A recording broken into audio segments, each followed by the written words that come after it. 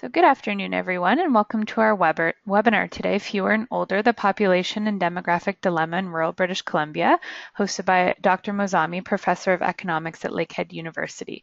So my name is Amber Hodds, and I'm the Senior Communications and Marketing Lead at Essential Skills Ontario. So before we get started, I just wanted to give you a few instructions. At the right-hand side of your screen is your GoToWebinar dashboard. There you can ask questions. So if it's a technical question, I'll try my best to assist you. And if you have any questions about the content, feel free to just type them in the question pane, and I'll ask Dr. Mozami throughout the webinar, as well as at the end in the Q&A session. So I'll just give you a brief introduction to our presenter before we get started. Dr. Mozami is a professor of economics and econometrics at Lakehead University who has written extensively on economic development opportunities and challenges in Northern Ontario. He's written many reports on forestry and mining industries in Ontario and Canada, and is also an expert on Aboriginal economic development and has written extensively on Aboriginal social and economic development issues. So without further ado, Dr. Mozami, I will pass it over to you to get started. Oh, thank you very much. Thanks everybody for joining us today. Today's presentation is on British Columbia's economy. The report that we wrote basically was divided into 4 parts. First part deals with demographic change in British Columbia. We focus on 4 population groups: total population, Francophone population, Aboriginal population, and immigrants. Then we look at the demographic and socioeconomic change trends in rural and urban areas. We define rural and urban areas first, and then look at various socioeconomic characteristics of rural and urban population. We look at the earnings of rural and urban population.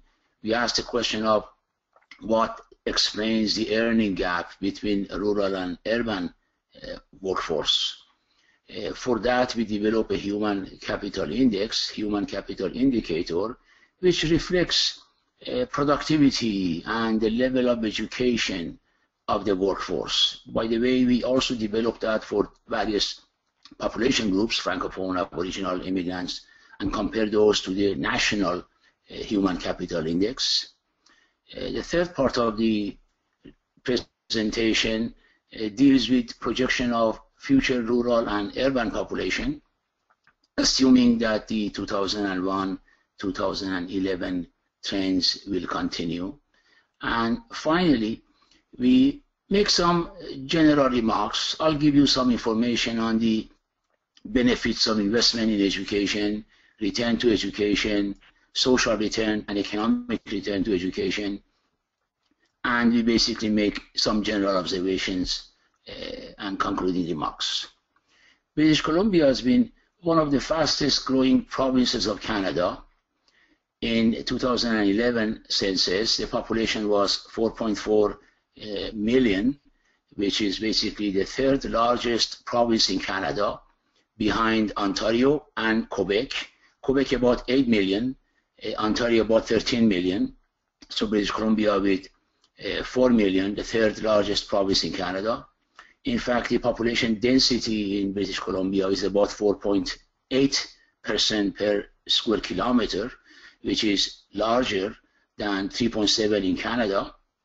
In fact, the city of Vancouver has the population density of 5,200, which is the highest population density in Canada. Let me just... We calculate dependency ratios. Dependency ratios basically are defined as the share or the ratio of non-working population to working population. So we can define 3 different dependency ratios. One, youth dependency, which is the percentage of youth divided by total population. We see that in 1970 there were 67 people under the age of 20 relative to 100 working age population. This has declined. The decline in the youth dependency is mainly caused by low fertility rate, a smaller fertility rate in British Columbia, which is basically has been significantly below the national average. Let me just get this.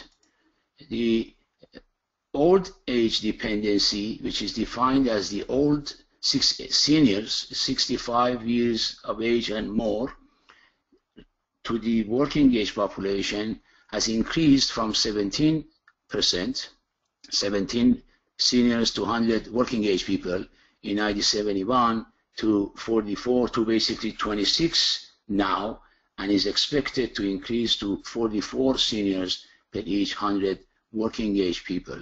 This has significant social and economic importance and influence on government spending. The aging of the population will increase demand for health care, which basically increases geometrically as population ages. The declining youth population reduces demand for, it reduces enrollment and basically causes budgetary implications for schools and education. This is in fact unfortunate because the education level and the jobs of the future are basically requiring much higher human capital than before. Therefore, if we go by this declining trend, especially in rural areas, then investing less in education will basically jeopardize our future competitive advantage here and in the world. Let me just, this is a total dependency ratio. Total dependency basically means the number of mouths to feed compared to working age population. It was 186 to 100 working people. It declined up to 2010. This is the period where the baby boomers got into the workforce. Now that baby boomers are basically retiring, the total dependency is rising. It has risen already to 160 and is expected to rise to about 156% or 176 non-working people to 100 working population in the future. The age distribution, when we look at the dependency ratios in British Columbia are slightly larger. The old age dependency is larger than the national average, and the reason is that the age differences between the BC and the national age distribution structure. We see here that this is we have indexed Canada to 100, so we see that the percentage of those under the age of 14, British Columbia has about 9% fewer people in that category, and percentage of those age 75 and older, British Columbia has about 8-9% more older people than the national average. One of the reasons is that the fertility rate, number of children defined as the number of children that a woman will have during her lifetime in British Columbia has always been lower than the national average. The fertility rate, it's interesting, very technically interesting to note that the national and provincial fertility rates move in tandem, suggesting that whatever social and economic factor affects fertility rates in Canada or in provinces, they all affect them similarly. So basically, when it's going down in Canada, it's also going down. If British Columbia is going up, it's going up nationally, and down again goes down. If an important number that we have to remember is the generational replacement rate of 2.1. We need 2.1 children per woman to basically keep the population stable, keep it from declining. So these rates are significantly lower than 2.1 generational replacement rate, especially in British Columbia. So what explains the significant growth of population in British Columbia and in Canada? It's obvious that it is immigration. Immigration plays an important role role in population change in Canada and provinces. This is an interesting graph. When we look at the natural increase means birth minus death. So if we look at the natural increase, was about 20,000, birth minus death. In 1971 was about 16,680. It increased to 23, but then has basically been declining and now is about 10,000. So as natural increase has declined significantly, the red one, the immigration, this is a zero line, by the way. This is a zero line. So the red one, the net immigration, incoming minus outgoing, has always been positive. Cyclical, has been basically going up and down. It increased. It reached sort of a maximum of 45, 46,000 in 97, and then declined. And it seems like it's basically been fluctuating, but stable around 20, 24,000 immigrants per year. In fact, the data suggests that, let me get the data. The data suggests that during 71, 2014, an average of about 22,000 immigrants came to BC every year. So that's basically an average here. So we see that it has basically reached an equilibrium, is fluctuating up and down, short-term fluctuations, but an average of about 22, 23,000 immigrants coming to BC every year. The green line is the interprovincial migration. Again, has been cyclical, likely reflecting the economic conditions of the province. The only year that they became negative, the only period is this period. This is the only period where British Columbia experienced lower than national average population growth. What has been mostly positive. On average, during 1971, 2014, 12,746 people came to British Columbia from other provinces.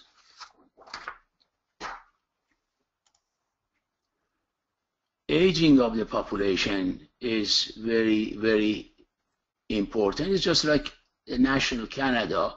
Aging population is happening everywhere, nationally and internationally.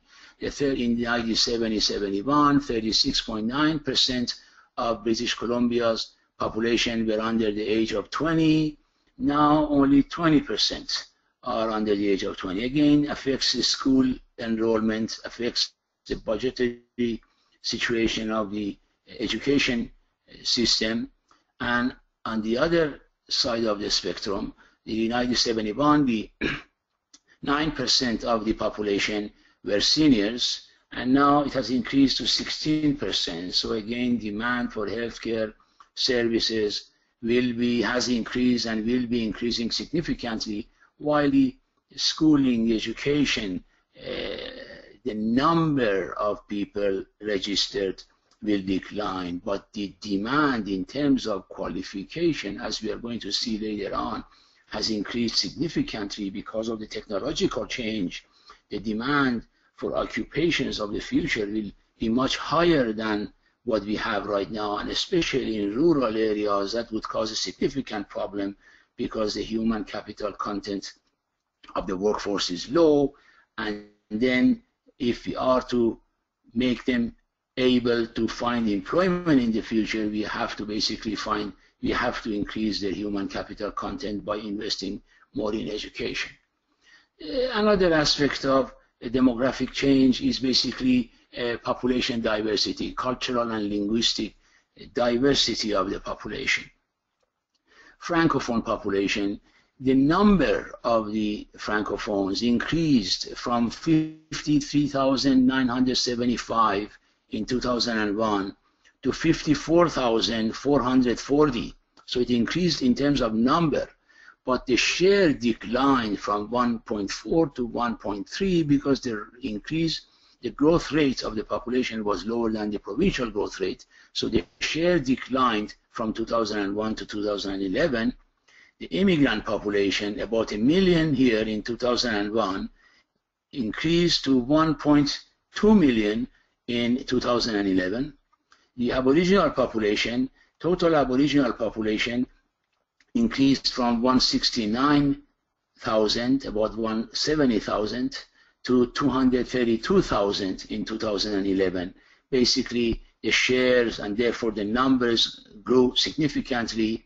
There are different reasons for this significant rise in the number of Aboriginal population.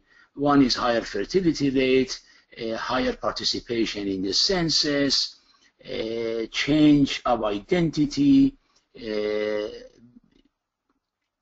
and similar factors that I have discussed in detail in the book, in the report. Let's look at the demographic change in rural and urban areas. First of all, what do we mean by rural? There has been an age-old debate regarding whether rural is a geographical concept or a social representation or a culture and a way of life. What we focus on in this report is the geographical classification. We basically define rural, or first let's define urban. First, we define urban as areas, as CMAs, census metropolitan areas, that have population of 100,000 and more, and census agglomerations that have population 10,000 to 99,000. CMAs and CAs combined are basically referred to as urban, and all other areas basically have two dimensions. One is the population size, which is smaller than 10,000, and one is the distance from urban centers. So the rural areas are defined by two types of characteristics: one population, one distance. For instance, the rural population can be divided into 4 segments. These people, who are referred to as the strong metropolitan influence zone, are people that are very close to urban centers. In fact, commuting flows, in fact, 30% and more of the workforce here, employed workforce here, travels to urban areas for work. Greater than 30% of these people, workforce here, travels here to work and comes back home. Here, 5 to 30% of the workforce travels to urban areas to work and comes back. So they don't change the place of residence. They have become mobile workers. That phenomenon of mobile workforce is becoming the new norm. People don't change the place of residence. They basically move to work and move back, either daily commute or basically commute for a week, stay at work and come back, sort of like mining sector. People here, less than 5% travel to urban areas for work, and people here, 0%. So these are really remote areas. These are relatively remote areas. I'll consider both of these are as very remote areas. Less than 5% travel to urban centers, and these are closer to urban centers. So rural is defined by distance. So the degree of rurality depends on the distance and the commuting flows of these people to urban areas. So in British Columbia, we have 743 census subdivisions. These are census subdivisions. 74 of them fall into the CMAs, within CMA. 137 of them fall in the CAs, census agglomeration. So the total of 211 of the census subdivisions in BC fall into the urban category. The rest, or 532, if you add them up, you get 532, are referred to as rural areas. 34 of them are rural areas with a strong link. 92 of them are rural areas with a moderate link. 138 of them are rural areas with weak link, and many of them, 268 of them, are rural areas with no link, zero link to the urban areas. Population. What is the average population size of these different rural and urban centers? To calculate the average population size, I have excluded, first of all, the population size varies significantly in BC. Some CSCs, some census subdivisions have less than, many of them have less than 100 population. Some like Burnaby has city 223,000, Surrey has about 470,000, city of Vancouver about 600,000. So if we exclude those big cities, big urban centers, and then calculate the average size, population size of the rest of the census subdivisions, this is what we get. So the subdivisions that are within CMA and CAs, excluding those major population centers, have about average population of 13,540. And as we go into as the degree of rurality increases, the average size of the areas decline. On average, these areas are 268 census subdivisions and have an average of 110 people. So that's basically very remote and very small. Based on that classification that we just spoke about, we just discussed, the urban and rural classification, the urban population in BC has increased from 2001 to 2011, increased by about 17%. The share of the urban population was 85%, now it's 88%. The rural population has declined by 2.9%. Their share has declined from 14.5, 14.6% to 12.4%, and the total population, of course, has increased by 14%. Statistics Canada uses an alternative definition sometimes of rural and urban areas. They basically define urban as areas with a population of at least 1,000 and a population density of at least 400 persons per square kilometer. So this graph is based on that definition that is often used by Statistics Canada. So we see that the share of rural population has declined systematically to about 14% in 2004, and the share of urban population has increased by, this is directly, the data is directly from Statistics Canada, the share of the urban population has increased to 86%. If we go back here, we see that the share of urban population, defining it completely different from the Statistics Canada's definition, share of urban was 87, share of rural was 12-13, is more or less the same. So irrespective of the definition we use, whether we use this definition, the Statistics Canada definition of 1,000 and a density of 400, or we use the definition of rural and a small town, which is basically CMAs and CAs as urban and the rest being rural, we end up with the same proportion of rural and urban, the same trends reveals itself. So basically, it's constant. The definition doesn't really matter that much.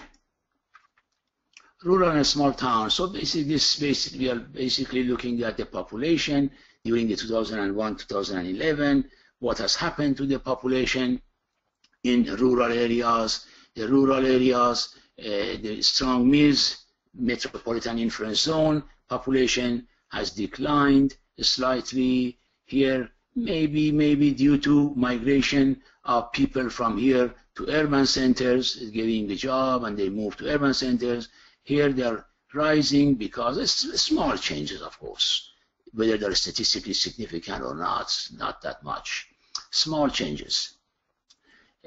Increase because maybe the ex-urbanites are relocating to these rural areas. Here has declined. Here is the area where most of the rural population reside. So weak link people, basically most of the rural population resides here in weak link areas. Less than 5% travel to urban areas for work, but majority of the rural population lives here.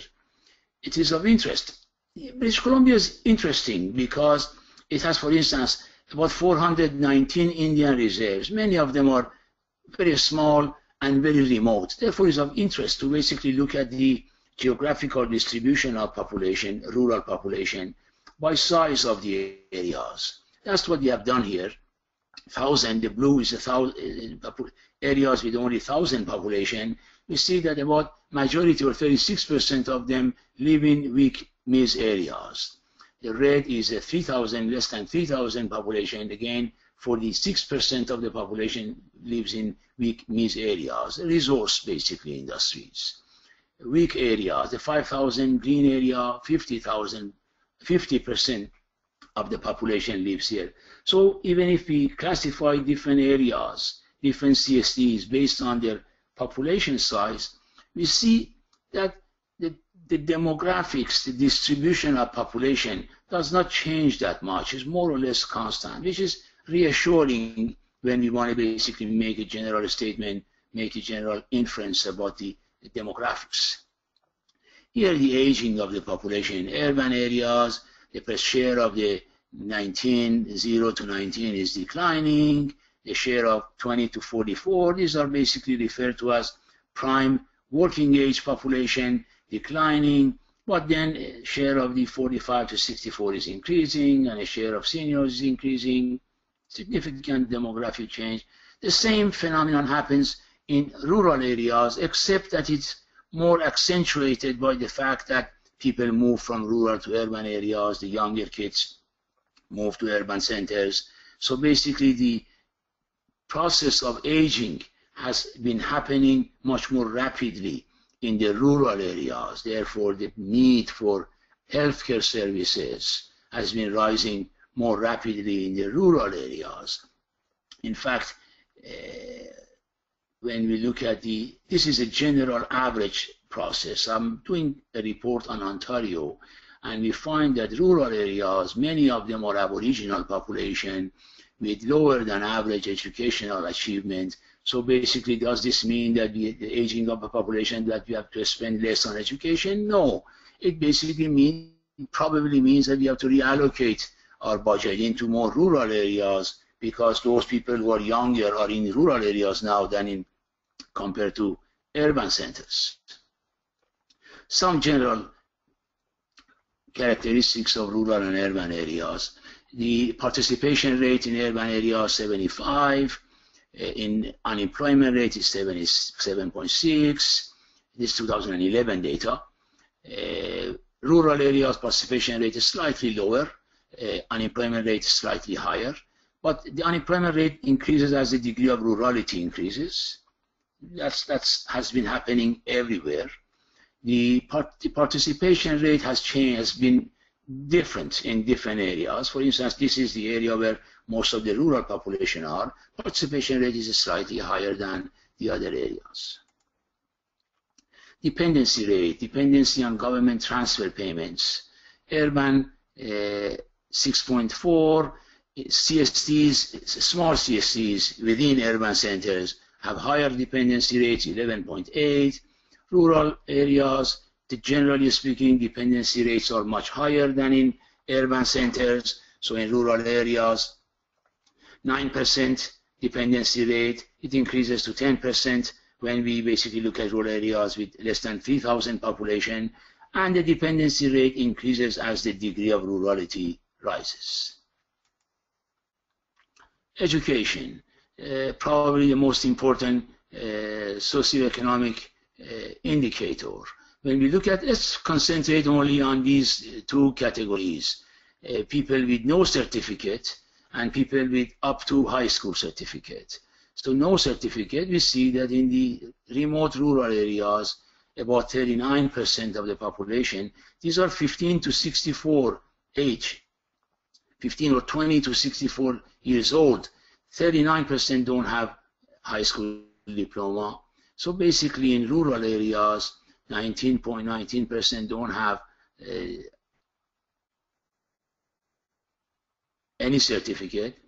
30% have up to high school, so about 50% have below high school, up to high school level of education, which is unfortunate, because as we are going to see later on in the concluding remarks, is that the jobs of the future require 80% of them require post-secondary education, and then what do we do with the rural population, 50% of whom do not have post-secondary education?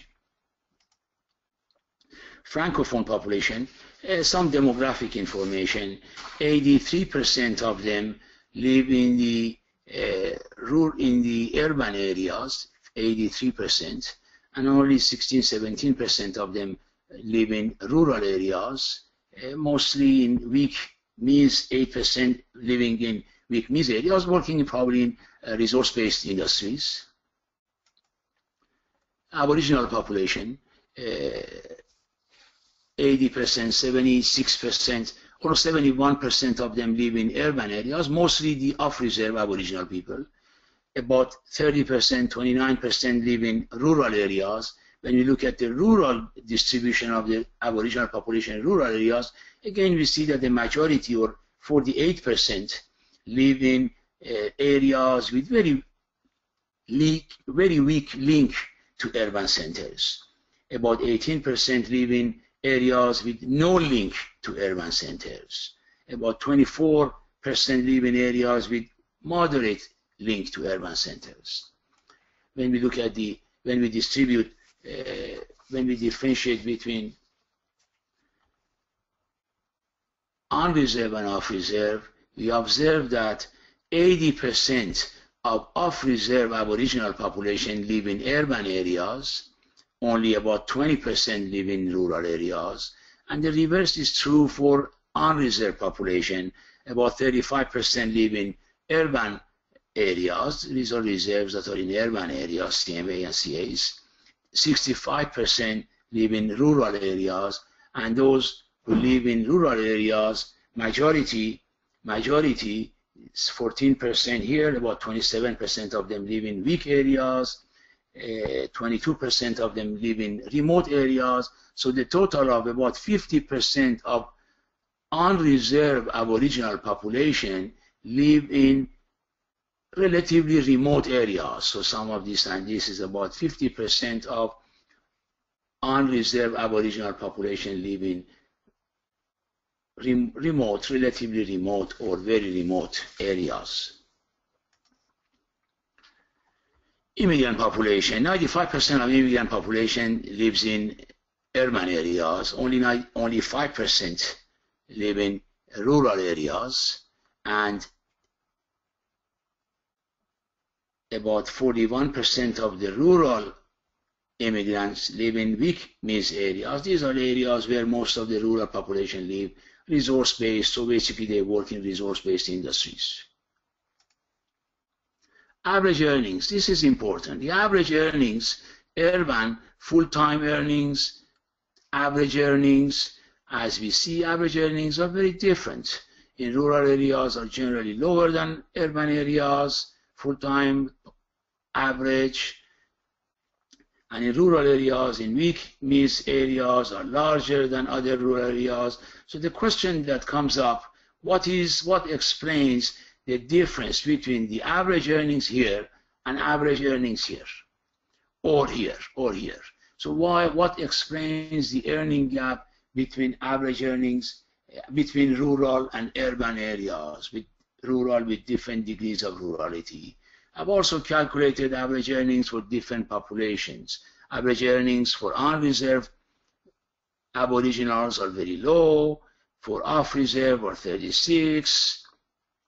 Full-time earning is for unreserved are 36. For off-reserves are relatively low. Average earnings full-time 48. For Francophones is much larger. For immigrants, smaller than Francophones, but very close to the average provincial levels. So what explains the differences between the earnings of these people? For that, we basically have to define or estimate human capital content. human capital indicator. For that, I've estimated returns to education in Canada. So return to education in Canada, we see here that high school, so the benchmark, we always need to have a benchmark. The benchmark benchmark people are those who don't have any education or have less than high school education. So the return to education, which is basically reflects productivity levels, 24% more. People who have high school diploma earn 24% more than those who don't have high school diploma. Of course, the differences are very different between men and women because the opportunities that are open to men with a high school diploma are very different from the opportunities that faces women with high school diploma. But that I don't have here, but I've done it in a separate study for essential skills. So this is an average. So for high school, we get 24% more than those who don't have high school. Trade, 27%. Again, if you look at men and women, then for men, the trade is much higher. For women, trade is much lower because the type of trades that they specialize in are very different. College education, 44% more than those who don't have high school diploma. Again, for university without bachelor degree, 48%. University, basically 72%. So these are basically productivity measures, return to education. We have used these to calculate human capital indicators for BC. So let's look at the total human capital indicator for BC. I have calculated 2001, 2011, has increased significantly. So total human capital indicator for BC has risen from 125 to 130. So the range is the minimum. If nobody has high school diploma, or if nobody has high school or more education, then this would be 1. But if everybody has university degree, the indicator is going to be 2. So the difference, the indicator, the range is between 1 and 2, or consider 100 and 200. So from 125 has increased to 130. Green is the Canada 2011. So on average, BC, total BC in 2011, human capital content of the workforce is higher than the national level. What about the urban areas? The urban areas, basically in BC, they all have increased. If you look at the human capital indicator, red line is always greater than blue line, except for the remote areas. What explains that? I've digged into that because those who with education or higher human capital in remote areas must have moved out to urban areas or other rural areas. So basically, this is the only area that has lost human capital during the 2001-2011. So the red lines are always greater than blue lines. So basically, 2001, we have progressed. Progress has been good. Human capital content has increased. But in urban areas, human capital content in BC is lower than the national level. In rural areas, we are doing better. The human capital content is above national level. In the strong MIS, the areas, rural areas with close or high, strong link to urban areas, human capital content in BC is larger than national. In rural areas, we are doing better, relatively speaking. In moderate, we are better than national. In weak, we are better than national. So this basically summarizes it. Human capital content in BC, in rural BC is better than rural Canada, but in urban BC is below urban Canada. So that's basically one sort of measure toward which we can strive. We can basically try to achieve the national level of education. When we look at the requirement of the future jobs, we see that even at the nationally, we are right at the border. We need higher human capital content for the future. So basically, investment in education is necessary, even though enrollment has been going down. Human capital among different groups. So I have calculated that. So for unreserved, it's very close, very low, 117. Minimum is 100. Maximum is 200. Off reserve, slightly higher. In fact, it's examination of data for Canada and Ontario, especially in Ontario, Northern Ontario, I have found that the regions, the rural aboriginals who have access to education are doing better than those, for instance, like northwestern Ontario, where rural population are remote and don't have access to education, don't have access to post-secondary education, so they are doing worse. So access to education is an important indicator, important factor affecting or influencing the level of educational achievement, the level of human capital. So these are relatively low. Unreserved BC, relatively low. Off-reserve BC, higher than unreserved, but still relatively low. These are Canada. BC is doing better than Canada, both slightly. Francophones, relatively high, very high, 152, greater than national average. Immigrants, greater than national average. Okay, so what explains the earning differentials between rural and urban areas? Is it the agglomeration economies? Agglomeration economies suggest that larger places offer higher productivity and thus higher average earnings.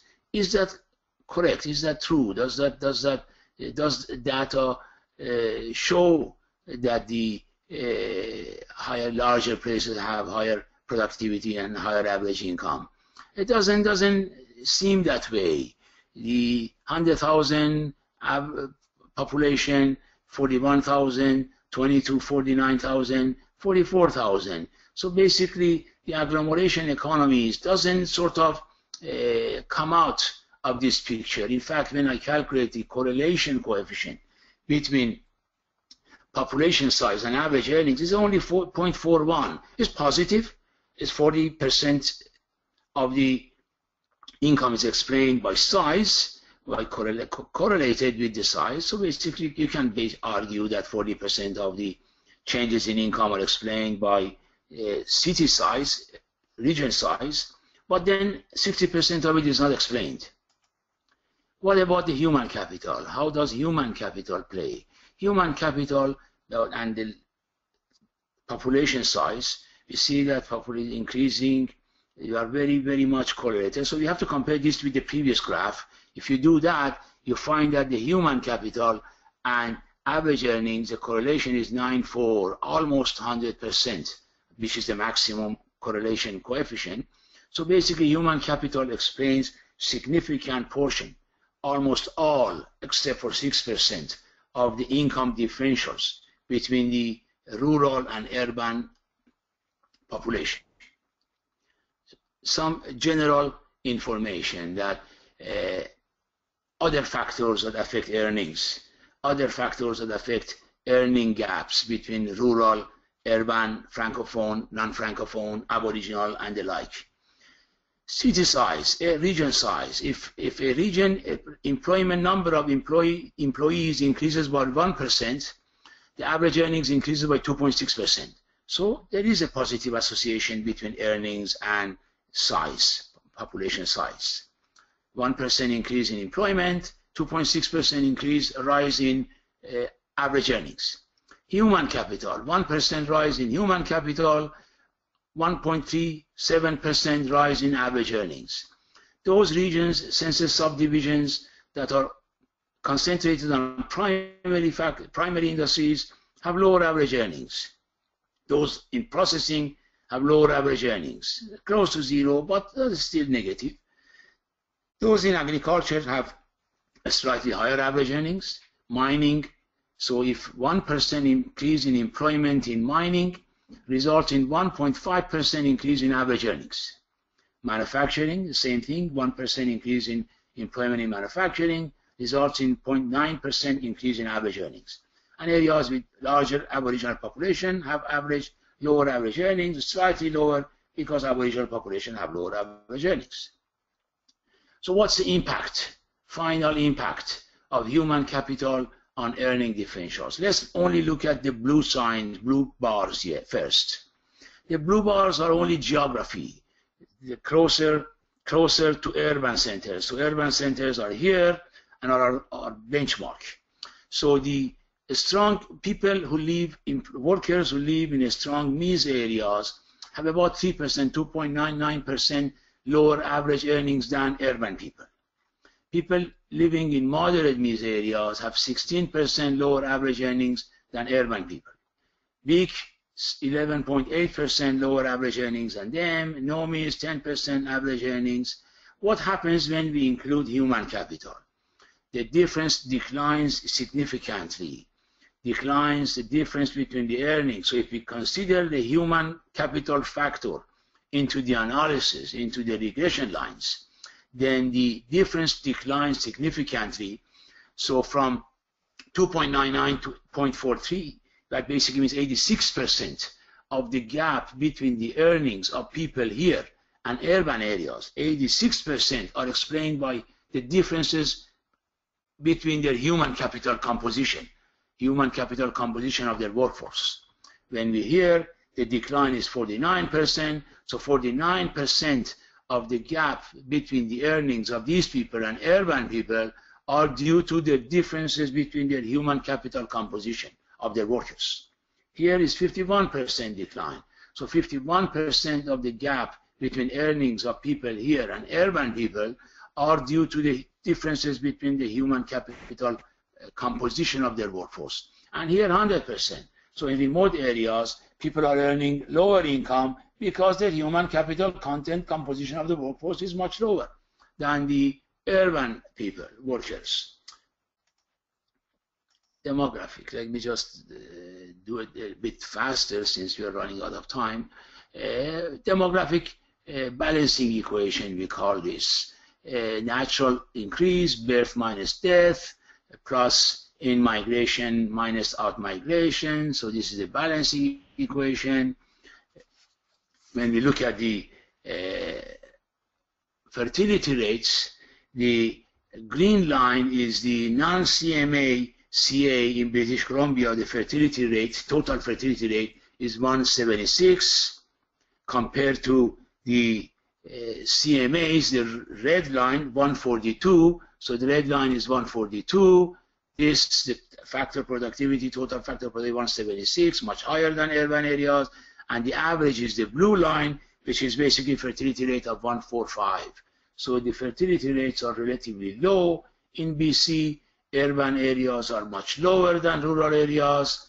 And if we consider all those factors and mortality rates of Canada, of BC, and assuming that the immigrants will come at the same rate as they came during 2001 and 2011, then we see that the population in BC is going to increase from 3.8 in 2011 to 4.4 in 2025.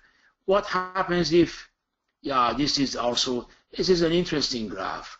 It shows that BC during 2001, the urban areas in BC, 2001-2011, experienced in-migration of all ages. So basically, we experience in-migration of youth, middle age, old age. All these are people who are statistically not there, whether they have moved or they have died. That's a different question. But majority of people from 0 to 84, 85, they have all the net inflow of people to BC, to urban centers in BC has happened during 2001, 2011. If it wasn't for immigration, if it wasn't for migration, immigration plus interprovincial migration, then the BC population would have started declining after 2018, basically due to low fertility rate. The rural population is expected to decline if the same trend 2001-11 continues. The rural population is expected to decline during the forecast period, which is relatively short. So the error introduced is probably very low. Rural population is expected to decline. What happened during 2001-2011? Lots of people in these age categories disappeared from rural areas. They moved out of rural areas. So we see from 15 to 19, These many people moved out of rural areas, 20 to 24, 25 to 29, and this also explains why the aging process has been much more pronounced in rural areas than urban areas. And we see that rural areas indeed have experienced some inflow of population from other places, either urban or other provinces, to rural areas. And again, the older people from rural areas have moved out. So basically, it's an interesting phenomenon. This is the younger ones have moved out, the relatively middle-aged have moved in, older people have moved out. Concluding remarks, aging of the population has been happening. That will affect the labor force. In fact, it does have a significant impact on the labor force and the composition of the labor force, because Aboriginal population are growing, higher fertility rate, there will be a significant share of the future labor force. The problem is that they have lower educational achievement. So what do we do with the human capital content of the future labor force, especially in rural areas? That's of major concern, and that's something that we should plan ahead. Lack of qualified labor force is in rural and urban areas has been indicated by many surveys. In Ontario, in BC, in Canada, we have all faced the same problem, because the level of qualification required for the present and future jobs are relatively higher than those that our workforce basically possess. Human capital, we found that human capital composition is a main determinant of earning gap, and future jobs require higher education. This is based on various government studies, shows that the new jobs, the future jobs, percentage of future jobs requiring post-secondary education is significant. In 15 years' time, 80% of new jobs require post-secondary education. What is the level of skills of our workforce at the present time? These are the level of post-secondary education of our workforce now. Urban, close to 60%, 65%, which is required right now. But look at the rural, 50%. We look at the other area groups, much lower. So what are we going to do in the future? Are we going to basically make them employable, or put them on transfer payments? Some nice graphs at the end. The impact of obtaining a post-secondary diploma is significant. This is just a secondary diploma, high school diploma. I've done it for other degrees as well. The probability or chance of getting a full-time job increases by 5% for men, 6-7% for women. The number of weeks, probability of working more per year increases significantly. Probability of dependency on government transfers declines significantly. Probability of being poor declines significantly. Probability of being unemployed declines significantly. Your participation rate increases significantly when you obtain secondary diploma, and your earnings, which are probably more important, increase significantly when you obtain secondary diploma. Return to investment in education. You can look at education as sort of an investment. You basically spend money to go to school. You basically forego earnings that you would have earned if you had worked for McDonald's and other places by not going to school. So you're foregoing income and you're spending money going to school. You incur costs to go to school. But what are the returns? So that investment you're making, what are the returns to that investment? The returns to getting investment in education is significant. High school, 29, 25, 25, 23. Significant return to investment in education, which is a good news. Basically, social and private returns for different groups, for different levels of education. Significant return to education, definitely much higher than the returns that everybody is facing nowadays, which are basically close to 3-4%. And that's, I guess, about it. Perfect. Thank you very much, Dr. Mozami, for that presentation. Again, if anybody does have any questions, just please type them in the question pane and we'll get to them now. Dr. Mozami, if you go forward a slide, I believe your email address is on that slide for Yeah, people as well. yes. Perfect. So if anybody does have any follow-up questions, you can email Dr. Mozami at his email on the screen, and I will also be sending out a post-webinar email with a link to this recorded session, as well as a PDF of the slides, and I'll include Dr. Mozami's email there as well. So I think we are getting close to 2, and I don't see any questions. Oh, sorry. One question just popped up. So that last slide is very interesting. How did you calculate the rate of return for investments in various levels of education? That's sort of a standard approach to the. Basically, you calculate how much cost you incur to go to school. If you go to high school, how many years you have to spend going to high school. If you go to college, then you have to spend another 2 years to go to college. If you university, 4 years. So if you go to university, you spend 4 more years. How much you pay for tuition, so that is calculated. How much income you forego as an average income of a person with the level of education that you had prior to going to university. So it basically calculates how much cost you incur. And then when you get a university education, then how much income are you going to be earning for the rest of your life. So that stream of income from the time you graduate to the time you retire is your future income, which is discounted, which is basically the total income that you have after the investment is incurred. And the cost of investment is sort of like any other investment. If I want to open a shop, I have to basically incur some fixed cost to buy a place to invest in inventories, and then I have income for the rest of my economic life, and then I calculate those incomes against these costs, and then see what has been the rate of return to that investment. So like any other type of investment.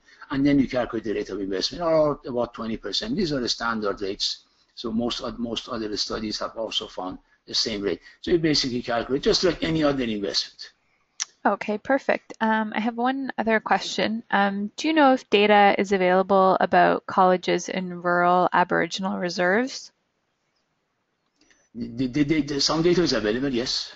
Uh, Statistics Canada does have that information. They don't publish all of that information all the time, so you can always purchase that information from Statistics Canada directly, any kind of information that you need on reserves, Aboriginal reserve population. So that is available if it's not publicly available. But in 2011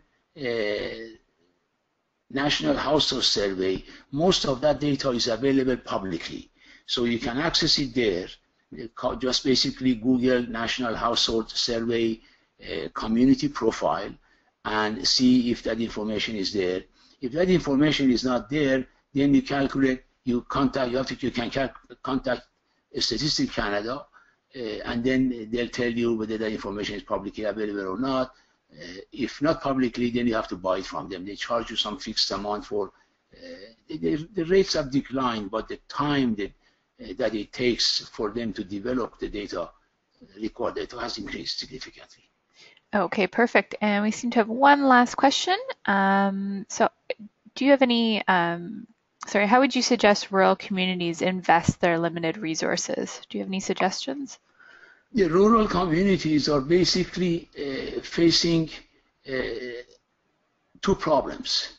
One, declining population, and the second one is basically the human capital content, especially the resource-based rural communities.